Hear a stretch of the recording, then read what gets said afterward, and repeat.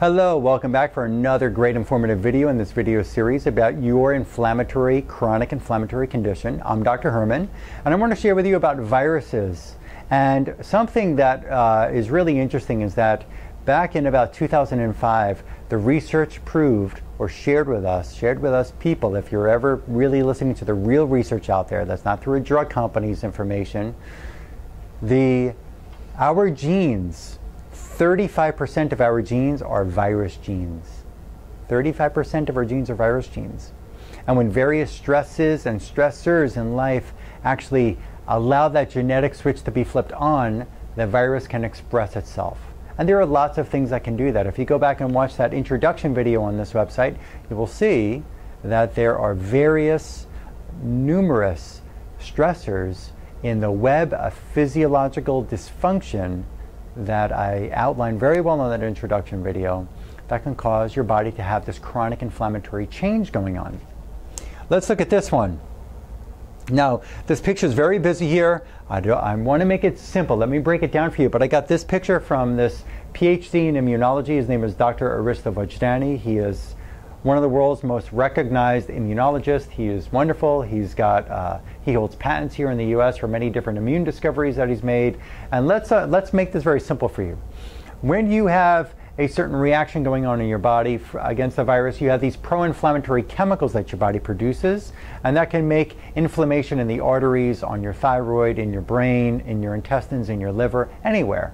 So what this is showing here is that we have these B cells and T cells of our immune system, and they can start to react when it finds that there's a virus. Like in this case, EBV stands for Epstein-Barr virus.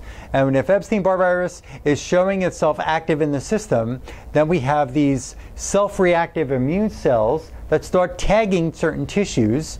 And then basically what happens is it causes autoreaction of immune system cells even within the bloodstream. Do you know you have blood vessels that go through your brain?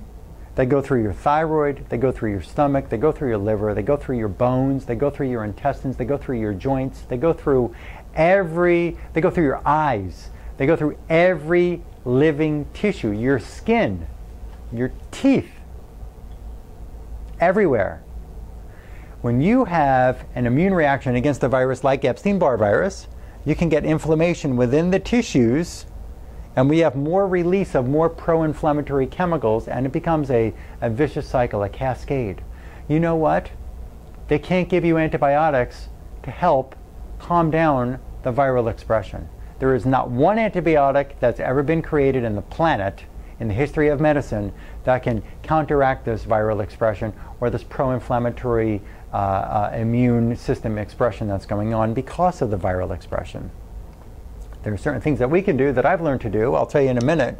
There are other immune stressors, other viruses that can cause this immune stress. Herpes is one of them, measles, mono, cytomegalovirus, varicella zoster. These are different viruses that can cause different or similar, more, worse, less than bad than others of these immune reactions in the body.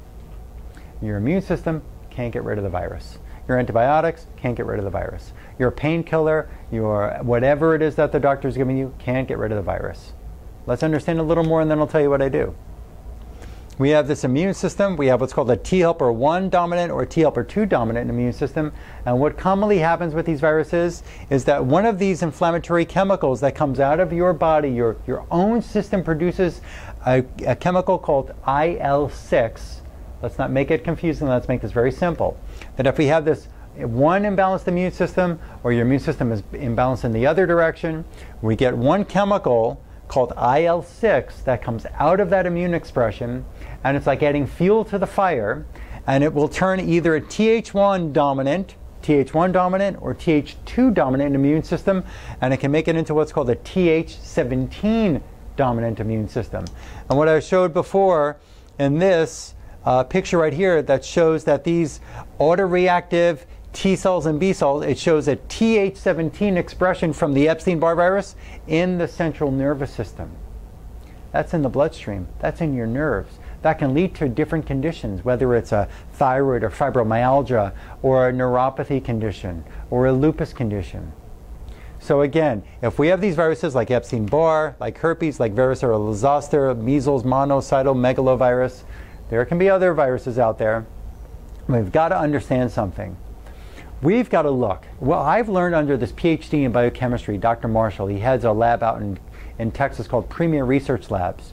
And what he's been able to figure out with various natural plants on this planet, there are certain natural ingredients that he discovered through research from other scientists that we can figure out with these specific ingredients that we can actually counteract the virus, to build up the immune expression to be able to calm down the viral expression.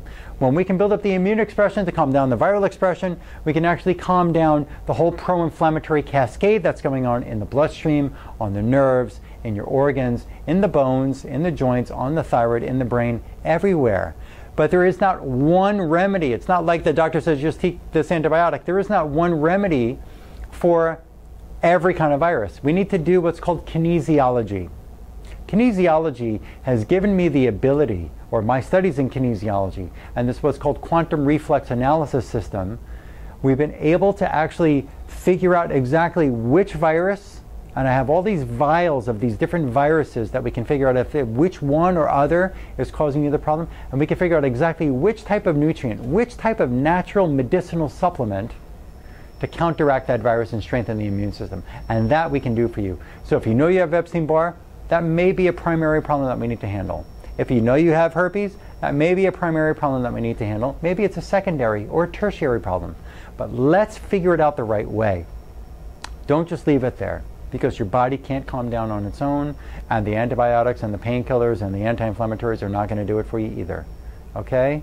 So I look forward to sharing more information with you on another video. Remember, you can have a Th1, Th2, or Th17 type of immune expression.